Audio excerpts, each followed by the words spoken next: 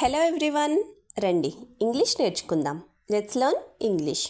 First one, నేను అలా అనుకోవడం లేదు అనడాన్ని ఇంగ్లీష్లో I don't think so.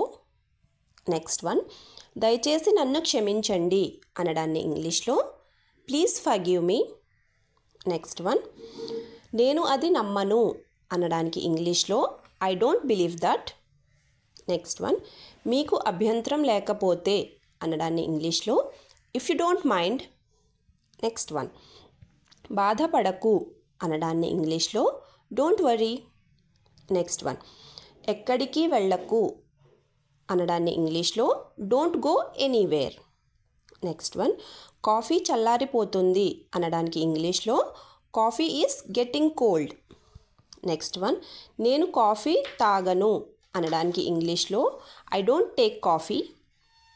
Next one, ఇంకా ఏంటి అనడానికి ఇంగ్లీష్లో వాట్ ఎల్స్. నెక్స్ట్ వన్, దయచేసి మర్చిపోవద్దు అనడానికి ఇంగ్లీష్లో please don't forget.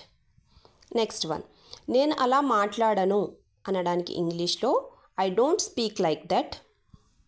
Next one, దాన్ని దూరంగా పారవేయి అనడానికి ఇంగ్లీష్లో throw this away. Next one, నీకు గుర్తుందా అనడాన్ని ఇంగ్లీష్లో do you remember.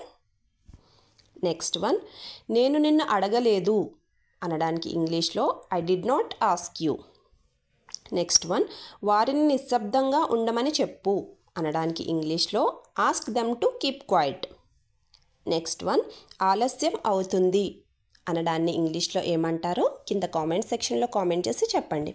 Friends, video కనుక నచ్చినట్టయితే వీడియోని లైక్ చేసి ఛానల్ని సబ్స్క్రైబ్ చేసుకోండి. Thank you.